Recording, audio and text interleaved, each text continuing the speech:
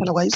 आज की वीडियो में आपको ये बताऊंगा कि आज मिड कैप और स्मॉल कैप में इतना फॉल क्यों आया और मार्केट में सडन इतना सारा पैनिक देखने को क्यों मिला।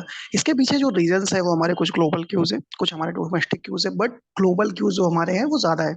इसके पीछे का रीजन क्या है, क्यों क्यों इतना फॉल आया। बेसिकली नंबर वन, हम ग्लोबल क्यूज की बात करते हैं कि ये सब फॉल देखने को क्यों मिला, क्योंकि ये पैनिक फॉल था। बट इस पैनिक फॉल में मैंने एक चीज नोटिस किया कि कोई भी स्टॉक जो भी 5%, 8%, 10% जो डाउन हो रहे हैं अपने अपने हाई लेवल से, वहां पे क्या हो रहा है कि सेलिंग तो आ रही है, मतलब स्टॉक प्राइस तो डाउन हो रहा है, बट जो फॉल आ रहा है उसमें स्टॉक्स के प्राइस, स्टॉक की वैल्यू में इतना कोई हमें ज्यादा मोमेंटम देखने को मिला नहीं। मींस जो सेलिंग हो रही है उसमें उसमें वॉल्यूम काफी कम है। मींस कोई प्लेयर है या तो मार्केट में बायर अवेलेबल नहीं है, अगर बायर अवेलेबल भी है तो बहुत लिमिट ऑर्डर के साथ में वो लोअर लेवल पे बाइंग कर रहा है। मींस अपर लेवल पे वो इंटरेस्टेड नहीं है बाइंग करने के लिए, और बहुत एग्रेसिव भी नहीं है। उसको ऐसा लग रहा है कि मार्केट में अभी और फॉल आएगा, वो और नीचे के लेवल पे ही बाय कर रहा है। ओके, क्योंकि लास्ट सेशन में मैंने ऑलरेडी बताया था निफ्टी एक ऐसे सपोर्ट लेवल पे है, एक चैनल में आपको लास्ट टाइम मैंने बताया था ये सपोर्ट लेवल पे है अभी लास्ट फ्राइडे को। अब वहां से ये बाउंस कर सकता था, बट बाउंस आया नहीं, बिकॉज पहले इसने 2 बजे तक सस्टेन किया, बट 2 बजे के बाद सस्टेन नहीं हो पाया, क्योंकि मिड कैप स्मॉल कैप में बहुत सेलिंग आ रहा था लगातार।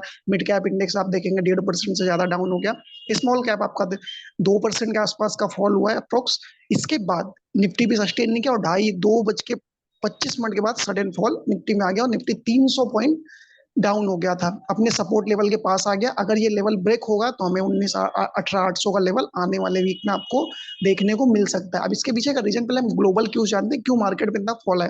ग्लोबल क्यूज में हमारे लिए सबसे इंपॉर्टेंट बॉन्ड यील्ड, यूएस का जो 10 ईयर बॉन्ड यील्ड्स है, आप देखेंगे 16 ईयर्स के हाई पे।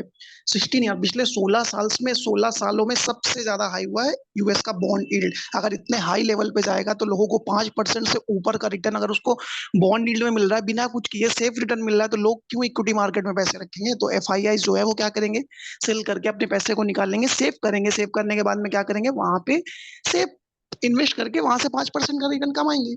देन इस वजह से मार्केट में एक तो बड़ा ट्रिगर ये था।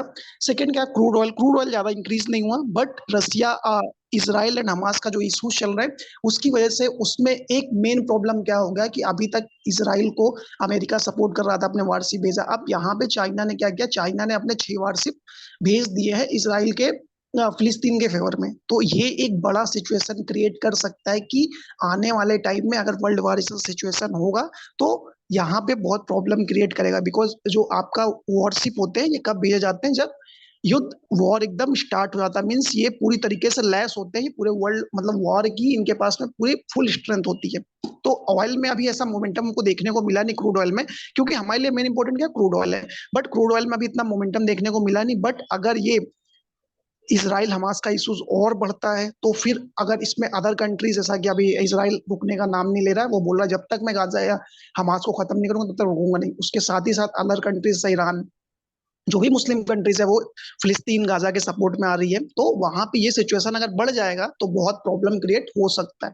इस वजह से मिड कैप स्मॉल कैप में क्या सेलिंग आई, बट इसमें कोई वैल्यूम नहीं है। ऐसा लगता है कि वेडनेसडे को यहाँ से एक बाउंस बैक आ सकता है। और यहाँ पे आज एफ और डी का बाइंग देखोगे तो दोनों ने बाइंग किया है, बट एफ का बाइंग 250 से 280 करोड़ के आसपास का बाइंग है। ओके, बट इसके पीछे कई सारे रीजन हो सकते हैं। एक तो उन्होंने, या ये पैनिक फॉल हो, या रिटेलर को ये दिखाना चाह रहे हैं कि अभी एफ बाइंग मोड में है, तो लोग, जो नॉर्मल रिटेलर है, जो नॉर्मल पब्लिक है, वो क्या करेगा, बाय करेगा कि एफ बाइंग कर रहा है, चलो हम बाय करते हैं। बट जब वो बाय करने जाएगा तो वो क्या करेगा, सेल कर देगा। बिकॉज ऑलरेडी आप देखेंगे मिड कैप स्मॉल कैप में 8-8%, 9-9% का फॉल आ रहा है।